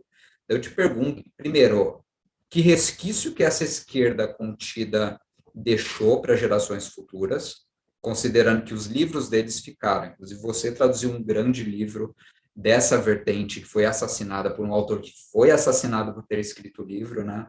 Então, a cultura tem esse poder de devolver um tapa na cara do poder estabelecido, nem que seja 4 décadas depois, um século depois, ela faz isso, e faz isso implacavelmente, né? Esse é um dos poderes da cultura. Então, eu queria ouvir de você, assim, o que fica tanto do governo em termos de autoritarismo, o que fica na população em termos de revolta. Pergunta hiper interessante, assim. A derrota na Segunda Guerra quebrou o espírito japonês, né? Porque o Japão, ele se orgulhava, assim, um orgulho japonês era nunca ter perdido uma guerra. Ah, e realmente eles nunca perderam, assim, quando eles iam perder, eles evitavam. Foi o caso quando o Commodore Perry baixou lá em Tóquio. Eles nunca perderam, assim. Quando o Gengis Khan tentou ir para o Japão, ele foi afundado 2 vezes por vento, né? Então, teve tufão, ele não conseguiu cruzar o mar do Japão. E é daí que surgiu o termo kamikaze, inclusive, que é o vento de Deus, né? O termo kamikaze vem daí. Foram os ventos que protegeram o território japonês da invasão mongol. Então, o Japão nunca perdeu uma guerra, né? E na Segunda Guerra eles perderam, né? E o choque foi tamanho que a gente teve o que aconteceu aqui, né? Que está no Corações Sujos, que tinham as colônias japonesas se dividiram em grupos que defendiam que o Japão perdeu a guerra e gente que forjou o discurso do imperador e forjou o jornal japonês. Falou, não, olha aqui, ó, o Japão ganhou a guerra, a gente não perdeu. Esse era o poderio do controle mental, né, que o Império Japonês fez sobre a população. As consequências hoje, assim, bom, a gente vai entrar todo num campo de opiniões pessoais, né, assim, misturadas com dados, mas a educação japonesa, existem... isso que você falou antes de entrar nisso, né, isso que você falou sobre o lance da defesa, né, da posição, da postura do Abe em relação aos crimes de guerra, ele ter usado esse argumento.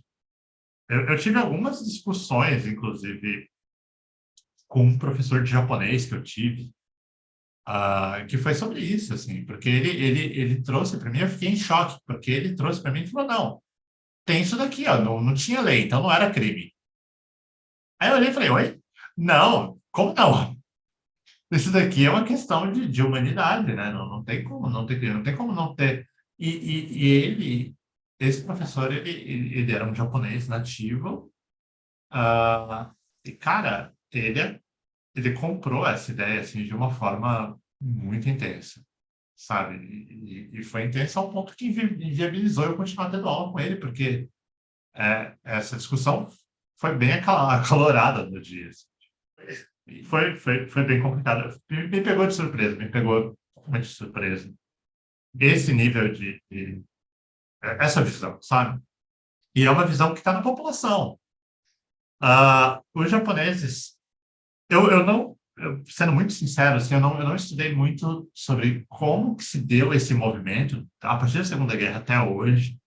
Mas hoje o que se percebe, o que eu percebi quando eu morei lá, é uma ausência de interesse generalizada pela política. A televisão, ela ainda tem, mesmo com a internet, mesmo o Japão sendo o Japão tecnológico. E aqui tem uma dicotomia que é interessante para a gente entender o Japão hoje em dia. Com a internet, aqui no Ocidente, pelo menos, a internet tomou o lugar da televisão. Então, você tem o WhatsApp, você tem vídeos no YouTube, você tem isso para o bem ou para o mal, você tem canais que falam, né, coisas interessantes, coisas baseadas na ciência, você tem canal de gente fazendo cálculo bizarro para falar que o Bolsonaro ganhou.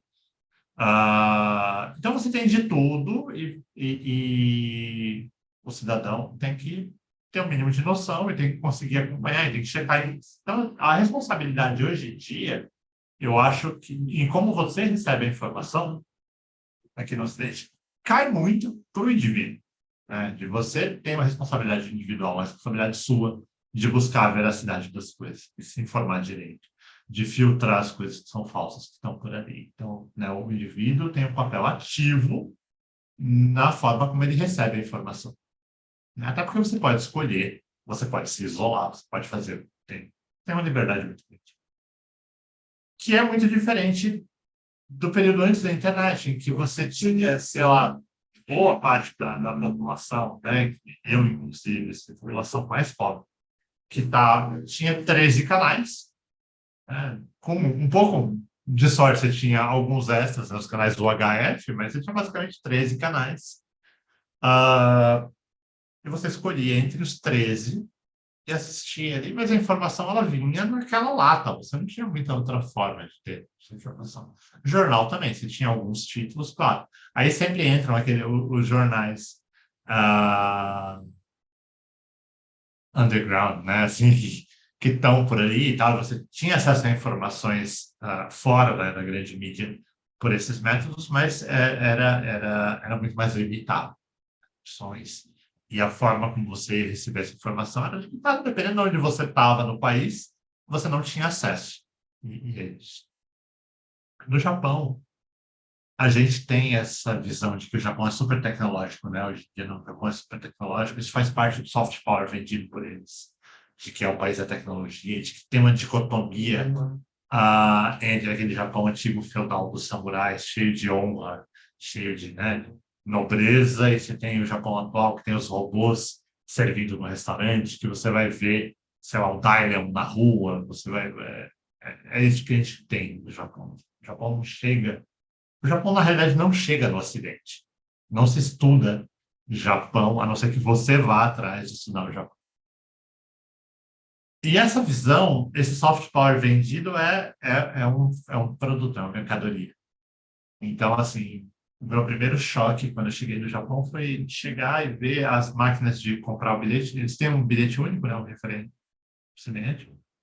E, cara, aquela máquina, para mim, parece que tinha vida. Era um computador dos anos 80 aquilo. Era muito feio, muito antigo. Só que funcionava, e funcionava muito bem, muito rápido. Muito mais rápido do que os nossos, que são bonitos. O que eu quero dizer com isso é que o Japão, ele convive, hoje o Japão, ele convive com o velho e com o novo. Todo dia. Então, os japoneses têm o pensamento de que se o velho funciona, você não joga fora. Você não tem. Né? E não importa se você tem um novo. O novo, muitas vezes, ele é o novo para exportar, não é o novo para dentro. É o novo para vender para fora ou para mostrar para fora. Então, os japoneses, eles se, de forma geral, isso conversando na vizinhança, eu fiz muita questão de conversar na vizinhança onde eu morava, de conversar com os japoneses, de ir para o restaurante, de conversar com as pessoas, o que eu percebi que a televisão ainda tem um poder muito forte lá, ainda hoje. Né? Então, o que você pensa, o que você conversa, o que faz sucesso ou não, ainda é definido pela televisão. E a televisão, ela é controlada pelo governo. O Shinzo Abe, ele segue uma tradição de primeiros ministros que vão desde antes da guerra. De serem cautelosos, né? Antes da guerra eles tinham o expansionismo, então a cautela foi para o espaço depois que o Japão entrou na Liga das Nações, mas de lá para cá a política japonesa ela é pautada em não chamar a atenção, em crescimento interno, em refortalecimento interno, em recuperação do espírito japonês. Achar que o Japão largou as ambições de expansionismo é bobagem. É uma ilusão. Ele não largou, mas ele está controlado, porque houve uma série de leis restritivas em relação ao Japão ter um exército, em relação ao Japão se armar. E isso está em questionamento hoje, agora, atualmente. Então, atualmente, a maior discussão política no Japão é a questão da retomada do exército. E eles estão usando isso como isso está sendo pautado pela ameaça norte-coreana e Isso é uma chinesa. pauta de partido de direita, né? Uma das coisas que Certo. define os partidos de direita é isso, é apelar para uma nova militarização do país. E o inimigo externo, né? O inimigo externo é sempre foi, sempre vai ser. A gente vê aqui, né? O fantasma comunista no Brasil. Cara, achar que existe um comunismo de verdade no Brasil é um absurdo, da mesma forma como, sabe, tipo, então lá o que está acontecendo? Lá, a gente tem a Coreia fazendo aquelas graças que eles fazem, mas tomando ação nenhuma, e a Coreia, ah, tem muita gente estudando isso, falando sobre isso, assim, mas o pensamento que eu acabo acreditando mais é de que essas mostras de poder são mais uma forma de manter o poder, o controle interno, do que uma ambição realmente de começar uma guerra, né? A questão é que os governos de direita têm essa tendência de serem malucos e olhar e falar, não, eles estão provocando, e a gente acha que é uma maluquice, mas não é, eles usam isso como combustível para inflamar a população. Então, o Japão ele está querendo voltar a se armar, né? E isso já não é de agora, isso não vem de agora, isso já está acontecendo, já era uma discussão que estava muito presente na televisão em 2010, quando começou a disputa por aquela ilha, não lembro o nome da ilha, mas teve uma disputa recente, muito forte, entre China e Japão, por conta de uma ilha. Ah, e tinha gente falando que tinha chance de estourar uma guerra, não tinha. Mas, então, assim, o Japão ele continua com essa briga por território. Né? A presença da esquerda a presença da esquerda, hoje em dia, no Japão, não é forte, não dá para falar que é forte, não dá para falar que é expressiva. No governo é inexistente, tá? O governo é inexistente, até porque o parlamentarismo japonês não vai permitir uma tomada de poder da esquerda, né? Então, a, de novo, a presença da população na política japonesa é mínima. O que você mais escuta os japoneses falarem é: não me interessa por política, não quero saber de política, porque o governo age de uma forma a manter a população muito satisfeita. Então, você tem acesso à alimentação, né? Você tem acesso às suas as necessidades básicas, estão todas cumpridas. E a universidade não é tão procurada. O governo não incentiva o estudo superior. O estudo superior no Japão tem um movimento assim, o pessoal de direita fala que estudante universitário é vagabundo. Por que estudante universitário é vagabundo no Japão? Porque teoricamente, você terminou o ensino médio, você tem que virar o que eles chamam de shakaitin, pessoa da sociedade, membro da sociedade. Você tem que virar um membro da sociedade. Como que você faz isso? Arranjando um emprego, casando e tendo filho. É isso. Essa é a visão de membro da sociedade. Quando você vai para a universidade, você ganha 4 ou 8 anos a mais para viver às custas do seu pai ou às custas do governo. Então, você vai estar lá, não é comum para não dizer que não existe um estudo noturno, então não tem isso que a gente tem aqui no Brasil, você estudar durante o dia e ir para a faculdade à noite, não. Você vai para a universidade, você vai parar, você vai continuar estudando, só estudando. O que você tem são empregos nas férias, então você vai lá e faz um bico, você trabalha numa loja de conveniência, você trabalha numa loja de roupa, você faz um bico, ganha aquela grana para as despesas básicas, se você mora sozinho, é isso. Emprego real, ser um membro da sociedade, na visão japonesa, né? E estudar ao mesmo tempo, isso não existe. Então, os estudantes eles já são vistos como vagabundos, são vistos como pessoas que querem um tempo a mais antes de assumir as suas obrigações. E a gente sabe que os movimentos de esquerda. Então, eu não sei se você ainda está aí, sumiu a sua imagem. Volta. A gente sabe que os movimentos de esquerda também estão ligados aos movimentos estudantis, né? A gente sabe que é onde a universidade é um ambiente que fomenta as teorias e os pensamentos e também, obviamente, as fábricas, né? E os sindicatos. Sindicato são inexistentes. Assim. Então, o que a gente tem? A gente tem alguns pensadores, algumas pessoas que falam de esquerda. A gente viu que o Kanikosen, por exemplo, que foi esse livro que eu traduzi, ele teve um aumento de vendas bem expressivo recentemente por conta de um filme que fizeram. Só que o filme que fizeram, então pegaram esse livro, que é um livro que denuncia o problema, né? O problema do capitalismo. A gente pega esse livro, que é um livro muito cru, é um relato, né? Um retrato muito, muito cru, muito sofrido da condição de trabalho dessas pessoas que saíram das suas terras para procurar trabalho em outros lugares.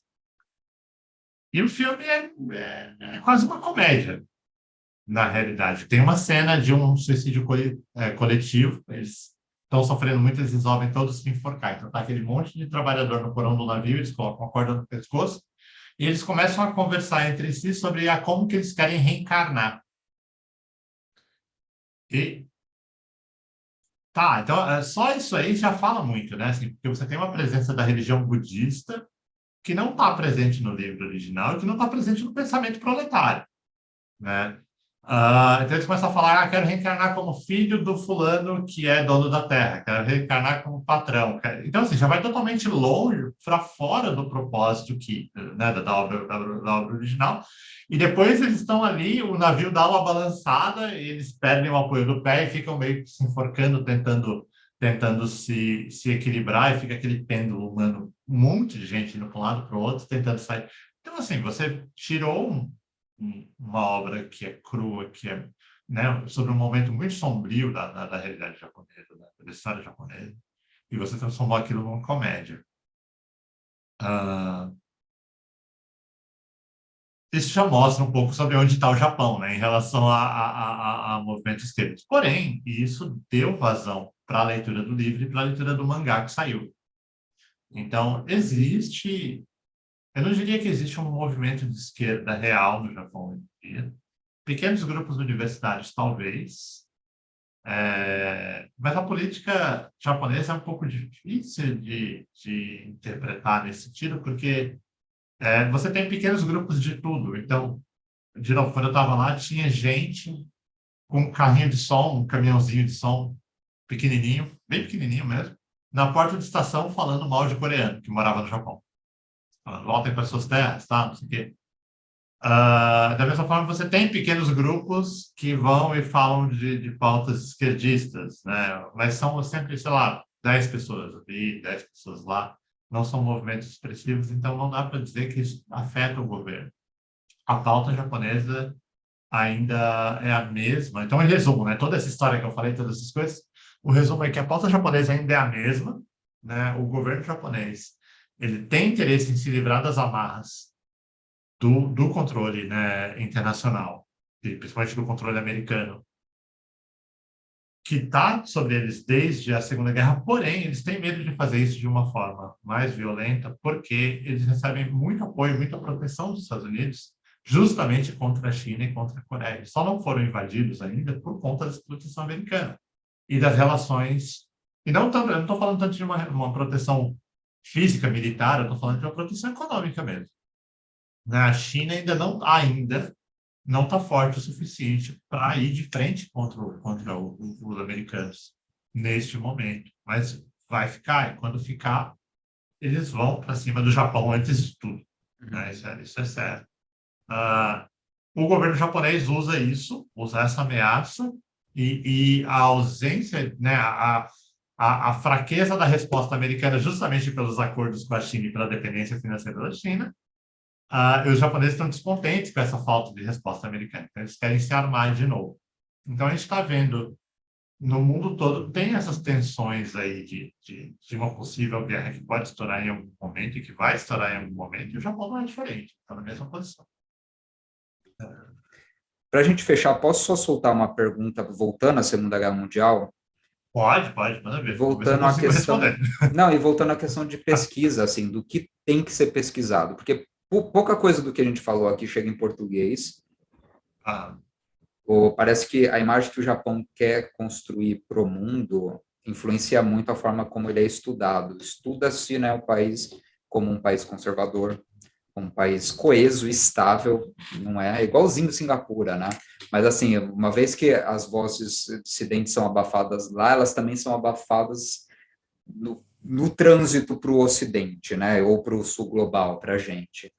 Então, eu estava pensando muito no que você falou. O Japão é um país cujo Estado Nacional surgiu muito pautado ainda numa mitologia feudal, de Deus como legitimador do imperador, e até do imperador como próprio Deus, ou alguém que tem um vínculo direto com os deuses, com a Materaço, sei lá.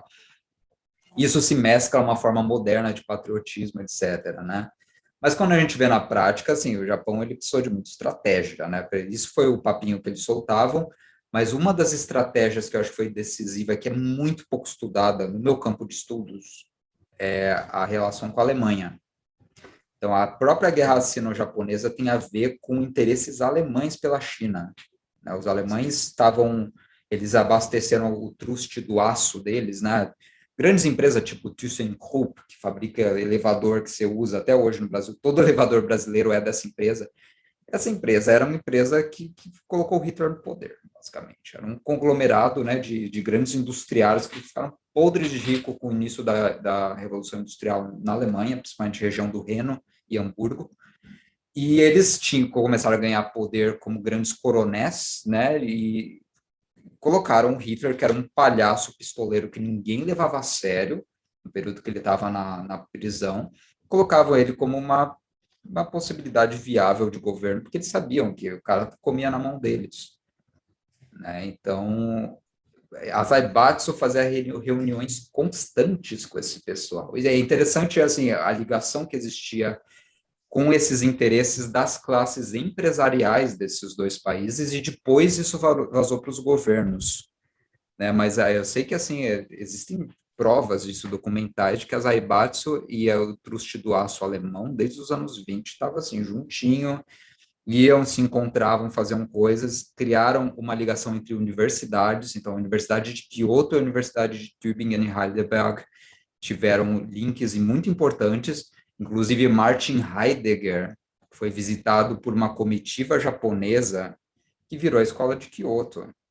Isso, assim, foi extremamente influente, esses vínculos, numa época que o Japão ainda estava engatinhando nas relações internacionais e não sofria tanto interesse dos Estados Unidos, por exemplo, ainda não, né? Então, a Alemanha foi uma das escolhas para servir como o irmão espiritual, entre aspas, do Japão, porque a gente estava, né, os dois estão sintonizados em certos sentidos. E tem um inimigo em comum, né, da E China tem ali um no inimigo em meio. comum, exato. Tem inimigo comum, as democracias, a China, a expansão do comunismo e tudo isso, né? E eu te pergunto, assim, então, qual o estado dos estudos japoneses que mostram uma explicação plausível por que o Japão e a Alemanha nazista tiveram esse encontro tão inesperado e geraram uma nova configuração do fascismo? E existe uma repercussão disso, uma marca hoje de ligação cultural entre esses dois países naquela configuração? Eu vou começar respondendo a segunda. Existe em vários níveis, assim. Uma delas é na língua. É, isso tem traços na língua. Então, por exemplo, o nosso bico, né, o nosso trabalho de informal chama Arbeito. É, então, tem muita influência alemã na língua, tem muita influência alemã na cultura. Você vê referências a textos alemães na literatura japonesa. Você vê a presença de conceitos alemães até em anime, em desenho. Então, na cultura pop tá presente, né? E não tá presente apenas numa forma nazista, porque é a visão que a gente tem dos alemães na cultura pop ocidental é bastante associado ao nazismo, né? Enquanto que lá no Japão não, lá no Japão são conceitos, são apresentados como conceitos plausíveis. Não que o nazismo apareça ali, mas é uma relação muito mais amigável que a gente vê na, na cultura japonesa. Sobre a primeira pergunta, lá é também muito fragmentado. Tem uma... O estudo desse período ele não parece ser muito incentivado pelo governo. Assim. Teve uma pesquisa recente, e depois eu vou procurar essa fonte, mas teve uma pesquisa relativamente recente nos últimos anos, assim, que tem gente que não acreditava na Segunda Guerra, sabe? Tipo, de que os fatos que a gente tem da Segunda Guerra não são verdadeiros. Assim. O Japão, a própria questão dos crimes de guerra japoneses, a população em geral, tem uma porcentagem da população em geral que acredita que aquilo não aconteceu, que não foi feito, apesar de existirem provas. E a escola, né? A educação básica, também corrobora isso, assim, porque eles não vão muito a fundo, né? Então, a história não tem existe um lance de que o Japão não poderia defender os ideais, né, japoneses, né, o que o Japão queria fazer, o expansionismo, por conta do controle americano. E os americanos queriam que eles pegassem e apresentassem o Japão como um erro. Tá? Então, assim, a Segunda Guerra, todo o período da Segunda Guerra, ele é apresentado de uma forma muito superficial na educação japonesa, porque eles tentaram não desagradar ninguém. Então, isso é uma coisa que veio à tona também alguns anos atrás, que estava um questionamento sobre por que que isso não estava sendo mais tratado e tal, porque a população não sabia, e o governo se fez de sonso, né? Ah, não, tal, não é nada não. E ficou por isso mesmo. Consequentemente, as informações são realmente desencontradas. Você não vai encontrar uma fonte japonesa unificada sobre isso, né? Não há não tem um movimento de resposta unificado, falando, olha, isso daqui foi o que aconteceu, isso daqui foi o que gerou. Não tem um pensamento do tipo, vamos evitar que o passado se repita isso no Japão. Não tem o reconhecimento de um erro. Male tem o entendimento de que o Japão perdeu a guerra e de que agora a vida é assim e vamos que vamos. E o direcionamento foi bastante para o lado econômico, né, de uma reconstrução do Japão econômica que deu origem àquela bolha dos anos 80 da economia japonesa, que continuou ainda nos anos 90, nos anos 2000 começou a desabar, assim, eles começaram a perder para a China. Mas o esforço do espírito japonês que foi quebrado na guerra, é, ele foi direcionado para um levante econômico e um levante de montar uma sociedade interna perfeita. Então, o Japão, hoje em dia, eles tentam, na medida do possível, manter o mercado interno é, muito sólido como produtos japoneses. Então, assim, os japoneses consomem produtos japoneses. Né? Produtos importados, eles são vistos como itens de luxo, como extravagâncias. A população geral, eles vão consumir as coisas japonesas. Então, isso, o Japão também não se preocupa tanto assim com perder o espaço do comércio exterior com a China, e isso eu estou falando puramente economicamente, de uma forma puramente econômica. Porque o mercado interno é forte, é autossuficiente. Eles têm, assim, o suficiente para continuar aí isolados por um tempo. Claro, hoje em dia o Japão faz parte de um mundo, né? Eles não estão mais isolados. Então, a perda de poderio político, de relevância política, está influenciando negativamente o Japão, porque o risco, né, de uma invasão chinesa ou de serem englobados pela China é alto, né? E isso está gerando todo esse movimento de de ficar relevante de novo com rearmamento. Ah, mas não é a sociedade japonesa, e eu não sei, hoje em dia eu não sei exatamente como isso está, e por hoje em dia eu digo pré-pós-pandemia, assim, esses anos ao redor da pandemia, eu não sei exatamente como está, porque eu não, as questões internas puxaram meus olhos, né? Mais do que as externas. Mas até sei lá, 2018, 2017, o Japão estava nessa briga, né, nessa discussão interna de se rearmar, e a população em geral está alienada e vem se alienando já há muitos anos, com o incentivo do governo, com a força do governo. Os estudos, os focos de estudo tão, vai estar fragmentado. Vão ser teses na universidade, vai ser alguma, sabe, tipo, um artigo aqui, um artigo ali sobre pontos específicos, mas não tem uma obra que dá para a gente procurar e seguir para saber um pouco sobre isso. Sobre a venda, né, do soft power, tem aquele Orientalismo, né, que é um livro bastante famoso do Edward Said, que o subtítulo no Brasil é, inclusive, O Oriente como Invenção do Ocidente. Então, ele mostra bastante assim como a percepção que a gente tem do Japão e do Oriente como um todo é uma percepção equivocada, né? Uma percepção que não equivale necessariamente à realidade.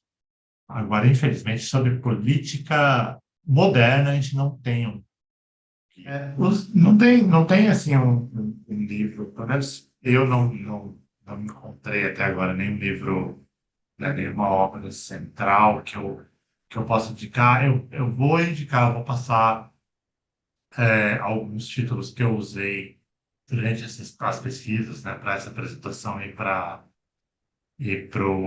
quando eu estava traduzindo o Kenny Colson, eu vou passar alguns títulos que o pessoal pode procurar, mas são todos em inglês. Em português, as pesquisas que eu encontrei, assim, não acabam sendo tão focadas nesse aspecto, né? Ou trazem um panorama geral do que aconteceu, do período histórico ali, que você vai encontrar em livros que estão ali mais para mostrar mesmo a história, mais para contar, né, o que aconteceu. Agora, analisando uma análise do que aconteceu, projetada para o futuro, isso eu não encontrei nem, pelo menos não caiu na minha mão nenhum. Mas o Japão de hoje, sem dúvida nenhuma, para fechar, né? O Japão de hoje, sem dúvida nenhuma, é um país, ainda é o mesmo país, é o mesmo Japão da guerra, né? O mundo ao redor mudou e eles se adaptaram. Uma coisa que é muito comum quando você lida com os japoneses é essa questão do absorver. O Japão sempre foi um país que absorveu o que estava acontecendo ao redor e japonizou, né? Então, o Japão é um país que japoniza as coisas. A Liga das Nações foi japonizada pelo Japão. Então, por que que eles não obedeceram? Porque aquilo não era deles, não era o que eles queriam. Eles tinham uma visão deles já antes de entrar do que é a Liga das Nações, e eles aplicaram essa visão, eles agiram de acordo com essa visão. Isso é o que acontece com pós-Segunda Guerra, quando os Estados Unidos colocaram uma presença militar e uma presença cultural assim, maior, muito maior do que a de Meiji. O Japão também ele absorveu o que achava interessante da cultura ocidental e japonizou aquilo. Então, tudo isso que a gente olha hoje, que é muito elogiado pela galera que vai visitar o Japão, não, porque o Japão mistura o velho e o novo, mistura não sei o quê. Não, não é bem isso que acontece. Assim. O que acontece ali, na realidade, ainda é o mesmo Japão, só que eles assumem uma face, né, uma máscara que eles supõem acertadamente, né? Que vai agradar ao redor, mas por trás continua sendo o mesmo Japão. Agora estão se colocando como vítimas, né, da situação chinesa e dos coreanos, dos norte-coreanos. Ah, então, não, coitadinho do Japão, não tem exército, está em defesa. Não. E vão se rearmar. E o Japão com o exército armado, o que vai acontecer? Qualquer provocação, porque o que você falou anteriormente é muito verdade. Eles se colocam como um país pacífico. O Japão nunca foi pacífico. Você pensa que a lei permitia que os samurais cortassem a cabeça de quem se curvasse. Então, nunca foi. As revoltas populares, isso tanto pós-Meiji quanto durante o período dos samurais, elas foram assim. A resolução nunca foi pacífica, sempre foi muito violenta. Né? Então, o Japão é um país muito violento. É que agora eles estão com uma coleira. Só que essa coleira tá sendo mordida já faz muito tempo e está cada vez menor, cada vez mais fina, cada vez mais frágil. E ela vai se romper, né? Então, e o direcionamento do Japão ele é um direcionamento de direita, né? Você tem uma escola. Eu brincava com um amigo meu assim, falando que a escola serve para destruir a individualidade do japonês. Mas é verdade. Se você for observar o sistema educacional, é verdade. A educação japonesa, ela existe para deixar todo mundo igual. A igualdade é um fator essencial. Então, as instituições, todas elas são hierárquicas, né? Do mais velho para o mais novo, homem e mulher. Ah, senpai e kohai. Isso não, a ideia de senpai e kohai que a gente vê nos animes vão muito além da escola. Na escola, essa relação é inofensiva. Não. O senpai vai me ensinar aqui a lição. Senpai me nota.